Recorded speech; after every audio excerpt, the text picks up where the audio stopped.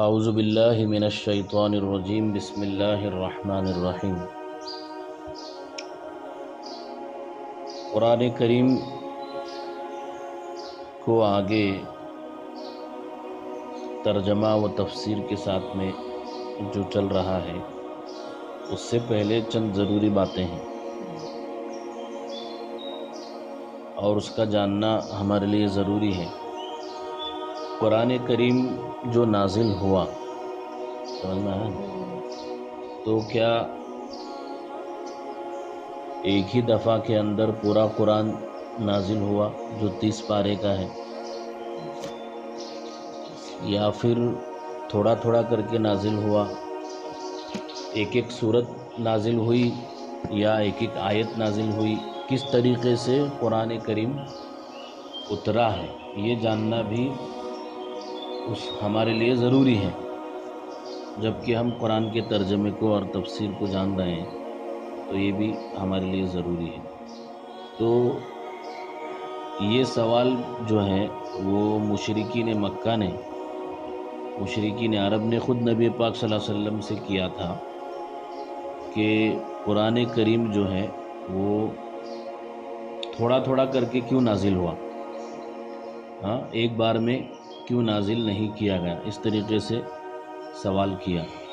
تو سب سے پہلی بات تو واضح طور پر یہ ہے کہ قرآن کریم جو نازل ہوا ہے حضرت صلی اللہ علیہ وسلم پر، اس کی مدت جو ہے وہ پوری 23 سال، کتنا؟ 23 سال کے اندر پورا قرآن جو ہے وہ نازل ہوا، تھوڑا تھوڑا کر کے نازل ہوا۔ اب اس کی کیا شکل ہوتی تھی؟ حضرت جبریل علیہ السلام جو ہے آسمان سے وحی لے کر کے آتے تھے، اور وہ وحی ہی کیا ہے؟ قرآن کریم کی آیتیں تھی۔ اب بعض مرتبہ حضرت جبریل علیہ السلام جو ہے وہ کچھ آیتیں لے کر کے آئے، بعض مرتبہ ایسا بھی ہوا کہ ایک سورت لے کر کے آئے، بعض مرتبہ ایسا ہوا کہ ایک ایک ٹکڑا بھی لے کر کے آئے ہیں، سمجھیں؟ تو اب قرآن کریم نازل ہوا ہے وہ تھوڑا تھوڑا کر کے 23 سال کی مدت میں قرآن کریم نازل کیا گیا، بیک وقت میں پورا قرآن اترا ہوا نہیں ہے۔ تو ایسا کیوں کیا؟ اس کا جواب بھی خود اللہ تبارک و تعالیٰ نے قرآن کریم میں دیا ہے۔ اس کا جواب یہ ہے، اللہ تعالیٰ فرماتے ہیں، اے پیغمبر اسلام، ہم نے ایسا اس لیے کیا ہے تاکہ اس کے ذریعے تمہارا دل مضبوط رکھیں، اور ہم نے اسے ٹھہر ٹھہر کر پڑھوایا ہے، اور جب کبھی یہ لوگ تمہارے پاس کوئی انوکھی بات لے کر آتے ہیں ہم تمہیں اس کا ٹھیک ٹھیک جواب اور زیادہ وضاحت کے ساتھ عطا کرتے ہیں۔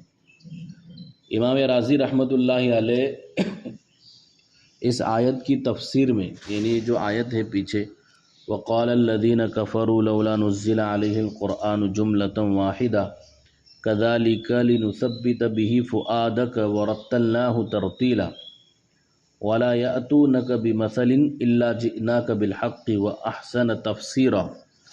اس قرآن کی تفسیر میں امام رازی رحمۃ اللہ علیہ جو بہت بڑے مفسر ہیں، وہ تدریجی نزول یعنی تھوڑا تھوڑا کر کے وقتاً فوقتاً جو قرآن کریم نازل ہوا ہے حضرت جبریل علیہ السلام کے ذریعے، اس کی حکمتیں انہوں نے بیان کی ہیں۔ سب سے پہلی حکمت تو یہ ہے کہ نبی پاک صلی اللہ علیہ وسلم امی تھے، یعنی لکھنا پڑھنا نہیں جانتے تھے۔ اگر سارا قرآن ایک ہی مرتبہ میں نازل ہو گیا ہوتا تو اس کا یاد رکھنا دشوار ہوتا تھا، سمجھ میں آیا؟